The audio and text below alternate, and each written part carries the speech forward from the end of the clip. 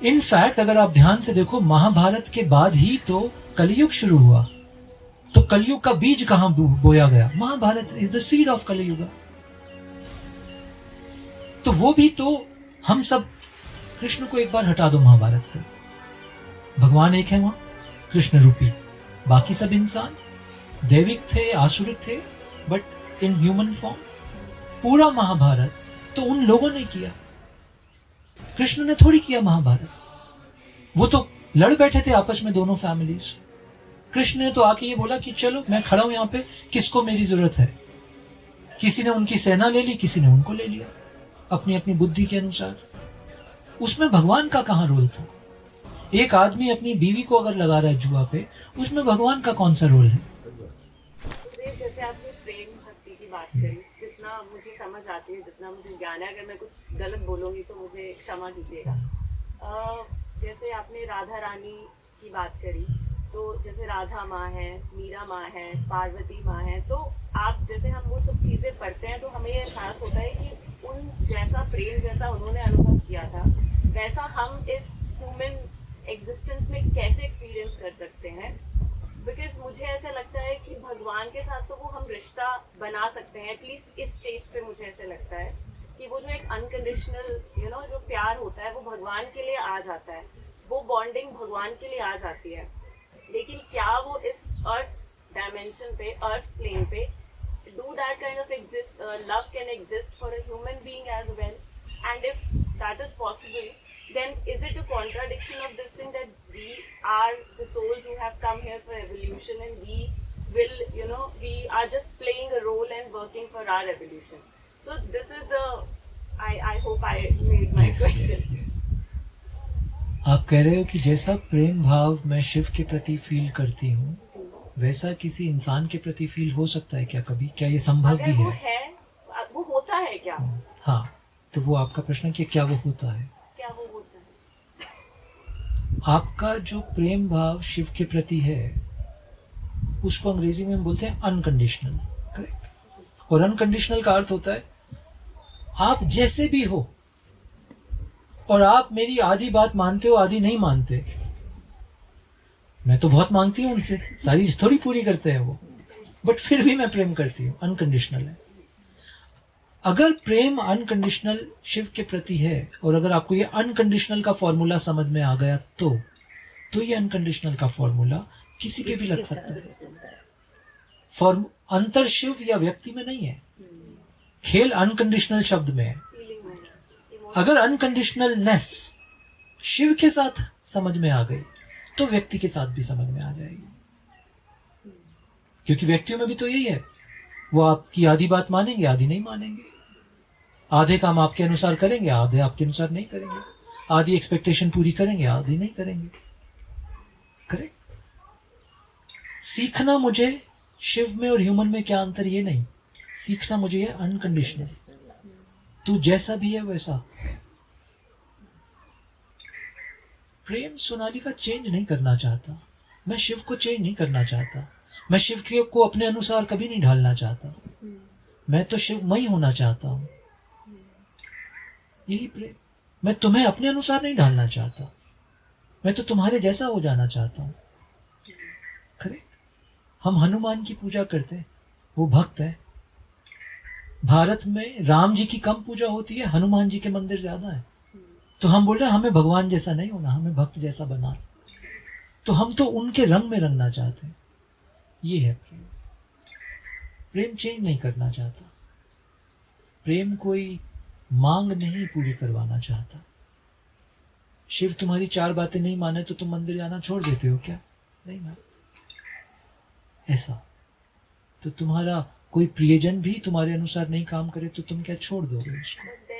When we say this, that we have come here to play our roles.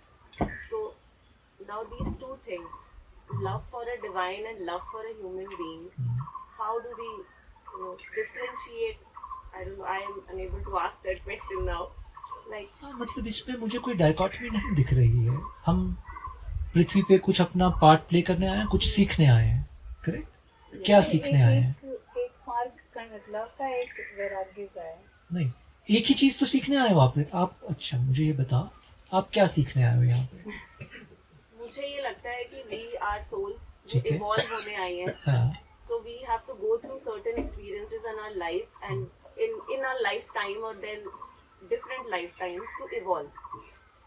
So this is my understanding. Evolve होके क्या होगा, मतलब सीखने क्या आए हो आप? इवॉल्व होके हम आगे जाके जब वो समय आएगा हम भगवान के साथ मिल जाएंगे. एक ही चीज सीखने आए हो.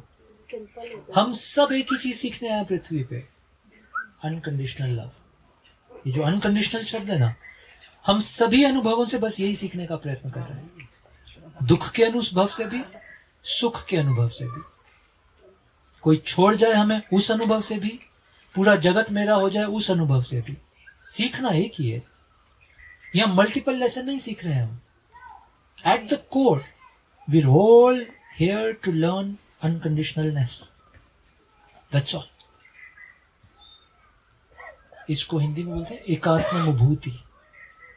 We are all one. हम एक ही जैसे हैं सारे, हम एक ही हैं सारे. तो अनकंडीशनल हो गया सब कुछ. बस यही सीखने आए हैं.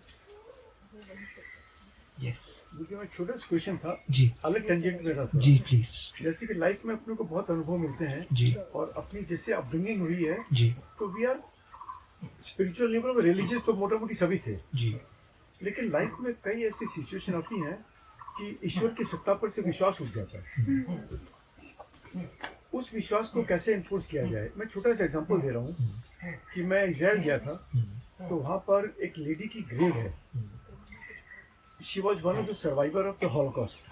6 million people died there. उसकी ग्रेव पे लिखा है that if there was a God, he has to seek my forgiveness for death of 6 million Jews. तो यदि ईश्वर की सत्ता इतनी बड़ी है तो ऐसे काम कैसे होते हैं? आज मान लीजिए जैसे ईरान इराक में जी 6 महीने का बच्चा भी मर रहा है जी और 90 साल का बूढ़ा भी मर रहा है. जी. उनके कौन से कार्मिक कर्म, कौन से सच्चित कर्म, कौन सा प्रारब्ध क्या था? तो दो बातें इसमें. पहला, ये सत्ता ईश्वर की है, बट ईश्वर ने डेमोक्रेसी कर दी यहाँ पे और डेमोक्रेटिक रूल दे दिया आपके मेरे हाथ में. सत्ता ईश्वर की है, बट ईश्वर को अनफॉर्चुनेटली इंसान पे थोड़ा ज्यादा विश्वास हो गया. थोड़ा सार्कास्टिक टोन में बोल रहा हूं. और उसने कंट्रोल हमें दे दिया, बोले जैसा मर्जी बनाओ. तो ये जो सब देख रहे हो आप, 6 million Jews, the holocaust, the Iran और all the wars that have ever happened on earth, ये आपका और मेरा किया धरा है. इंक्लूडिंग अपना Mahabharat. Including Mahabharat. Absolutely. In fact अगर आप ध्यान से देखो, महाभारत के बाद ही तो कलयुग शुरू हुआ. तो कलयुग का बीज कहां बोया गया? Mahabharata is the seed of Kaliyug. तो वो भी तो हम सब, कृष्ण को एक बार हटा दो महाभारत से, भगवान एक है वहां, कृष्ण रूपी. बाकी सब इंसान दैविक थे, आसुरिक थे, बट इन ह्यूमन फॉर्म. पूरा महाभारत तो उन लोगों ने किया, कृष्ण ने थोड़ी किया महाभारत. वो तो लड़ बैठे थे आपस में दोनों फैमिलीज. कृष्ण ने तो आके ये बोला कि चलो मैं खड़ा हूं यहां पे, किसको मेरी जरूरत है. किसी ने उनकी सेना ले ली, किसी ने उनको ले लिया अपनी अपनी बुद्धि के अनुसार. उसमें भगवान का कहां रोल था? एक आदमी अपनी बीवी को अगर लगा रहा है जुआ पे, उसमें भगवान का कौन सा रोल है? एक आदमी दूसरे की पूरी जायदाद हड़प लिए और उसको उसके घर से निकाल दिए, इसमें भगवान का कौन सा रोल है? डेमोक्रेसी थी ना. वो दोनों पक्ष अपना अपना खेल रहे हैं. Nothing ever happens on earth which is God's will. It is always your will. क्योंकि डेमोक्रेसी उन्होंने हमें दे दिया सब कुछ. हम क्या कर रहे हैं शिव से? हम मांग रहे हैं शिव से, हमें नहीं समझ में आया पृथ्वी को कैसे चलाना है, हमें जगा दो. What are we all seeking? Awakening. Awakening means what? कि बुद्धि इतनी जाग जाए कि मुझे ये सब दिखने लगे कि मेरे एक्शन का परिणाम क्या होता है. हनुमान चालीसा में क्या मांगते हो हनुमान से? बल, बुद्धि, विद्या देहु. यही मांगते हो ना? बुद्धि क्यों मांग रहे हो? ताकि मुझे दिख जाए कि मेरे एक्शंस का क्या परिणाम होता है, मेरे एक्शंस का सामने वाले पे और आने वाली जनरेशंस पे क्या परिणाम होता है. जिसको अपने विवेक बोल सकते हैं. जिसको विवेक बोल सकते हैं. मैं एक कंट्रोवर्शियल बात भी बोलता हूं अभी, भारत जो गिरा अपनी चरम से, उसका कारण महाभारत की लड़ाई है। सिर्फ कलयुग की शुरुआत हुई ये कारण नहीं है, महाभारत में कुछ और भी ऐसा हुआ जिस वजह से भारत एकदम पृथ्वी पे नीचे गिर गया, क्योंकि हम तो बहुत ऊंचाई पे पहुंच चुके थे already as a civilisation. Mahabharata ने हमें गिराया। मालूम क्यों? महाभारत में धर्म तो जीत गया, मगर धर्म को धारण करने वाले मर गए सारे। हमारे सारे साइंटिस्ट मर गए, हमारे सारे ऋषि मर गए, जिस पक्ष में थे, पक्ष की बात नहीं है, but we lost all the great seers and sages of this country. जो आश्रमों में बैठे थे संत ज्ञानी, वो सब मर चुके थे उस वॉर में। तो कंगाल हो गए हम। धर्म को आगे ले जाने वाले लोग खत्म हो गए थे। ऐसा कहा जाता है 18 लाख लोग मरे उस वॉर में। अलग अलग डेटा है, the data that I know is 18 lakh लोग।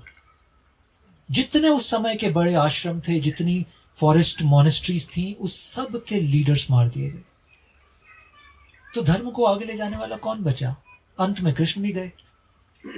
तो कहा तो कि धर्म की स्थापना हो गई, स्थापना को आगे ले जाने वाले, धर्म को धारण करने वाले तो खत्म हो गए। पतन, यहां से भारत का पतन शुरू हुआ। सोच के देखना इस बारे में कल। और हिस्ट्री को, हिस्टोरिकल फैक्ट्स पढ़ो महाभारत के, तो आपको दिखेगा कितने विद्वान मर गए वहां पे, जिनके पास मिसाइल बनाने की साइंस थी, अस्त्र बनाने की, they all got killed there.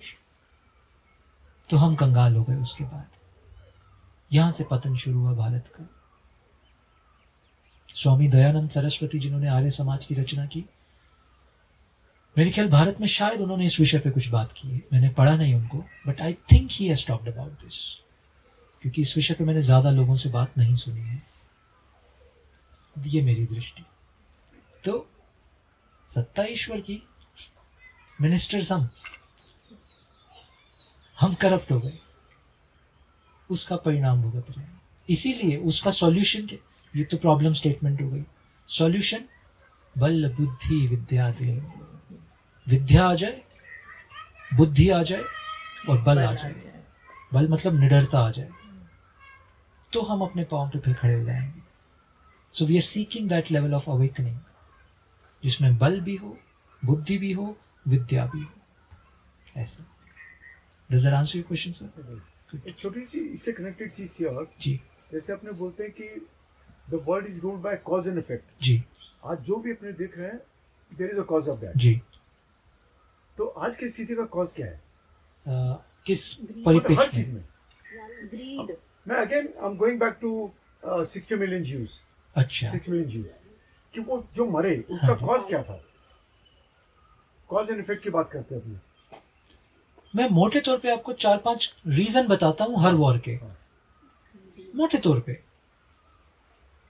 पहला, मिसट्रस्ट। हर वॉर का पहला रीजन मिसट्रस्ट। दूसरा, सेंस ऑफ सुपीरियोरिटी, मैं तुमसे बनवा लूं। तीसरा, ग्रीड, मुझे तुम्हारा क्षेत्र भी चाहिए। चौथा, इनसिक्योरिटी, तुम मुझे मार दोगे उससे पहले मैं तुम्हें मार देता हूं। पांचवा, ईर्ष्या। ये 5 मोटे रीजन है जिस वजह से आज तक पृथ्वी पे कोई भी वॉर हुई है। और ये these are the qualities we call तामसिक क्वालिटीज। 6 मिलियन जाए, 60 मिलियन भी जाएंगे, 600 मिलियन भी जाएंगे, अगर इन 5 को आपने ठीक नहीं किया तो। और इसकी रिस्पॉन्सिबिलिटी आपकी मेरी है। Hence this work, this is an individual कुल रिस्पॉन्सिबिलिटी। मिला के ये पांचों यानी प्रेम का अभाव है। एकदम शाबाश। ये एकदम तमस की क्वालिटीज हैं और प्रेम सत्व की क्वालिटी है। गुरु जी, एक क्वेश्चन था मुझे कि हम कहते हैं हमारे सब में एक ही सोल है और हम सब एक ही इलेक्ट्रिसिटी से चल रहे हैं, जिसमें कि हम सो कॉल्ड कहते हैं कि हमारे अंदर आज प्रभु की कुछ अनुकंपा हुई कि हम यहाँ पे आपके पास आ पाए, या हमारी यात्रा में हम सब लोग, जिसको मैं कहता हूँ फिलोसॉफिकल टर्म में हम जब एक अच्छे लेवल पे पहुँच जाते हैं, तब हम ज्ञान बुद्धि इस तरह की बातें करते हैं। मैंने कल शाम को यहाँ आके आपकी पुस्तक ली, जिसका मुझे पहले नहीं पता था। इंग्लिश वाली बुक तो मेरे पास था, मुझे उसका नॉलेज तो, हालांकि वो भी मैंने ली, पढ़ी नहीं थी मैंने, लेकिन हिंदी की जो बुक मैंने रात को ही उसके 3 चैप्टर पढ़े, उसमें पहला चैप्टर में ही इंडिया के जो ब्रिटिश पीरियड में आने की बात है, सोने की चिड़िया के अंदर, तो उसमें कहा गया कि किस तरह से किसानों के साथ में अत्याचार हुए और सारे उद्योग धंधे बंद हो गए, कृषि खत्म हो गया, हमारे रूट्स से, हमारे गुरुकुलों से बच्चों को भगा दिया गया। तो वो जो लोग गरीब हो गए, तो उनके अंदर वो गरीब तब भी थे 1770 में भी और आज भी हैं। वो गरीबों के अंदर भी तो एक वही सोल है, तो वो भी क्या आध्यात्मिक यात्रा उसी तरह की कर सकते हैं जैसे हम करते हैं? आध्यात्मिक यात्रा से का आपके धन से कोई लेना देना नहीं है, या आपके सोशल स्टेटस से कोई लेना देना नहीं है। भारत में तो एक से बढ़कर एक एग्जाम्पल है। एक बड़े अद्भुत संत हुए बॉम्बे में, क्या नाम है, निसर्गदत्त महाराज, नाम सुना आपने? निसर्गदत्त महाराज की एक छोटी सी, मतलब जिस जगह में मैं बैठा हूँ ना, इसकी 1/3 पान बीड़ी की दुकान थी, और वो वेदांत के संत हो गए। अनपढ़ व्यक्ति, एक पान बीड़ी की दुकान वाला वेदांत का संत हो गया, और फॉरेनर्स आके उनसे वेदांत सीखे। एक किताब है उनकी, मैंने पढ़ी नहीं, बट मैंने सुना है कि बहुत अच्छी है, आई एम दैट के नाम से। उस किताब के बारे में मुझे लंदन में जाके पता चला। मैं एक टूर पे था यूरोप में, कुछ साधकों के घर गया, उनके घर पे वो किताब देखी मैंने। तो आपकी स्पिरिचुअल प्यास का या अवेकनिंग का या आपकी भक्ति का आपके धन या धन के अभाव से कोई लेना देना नहीं।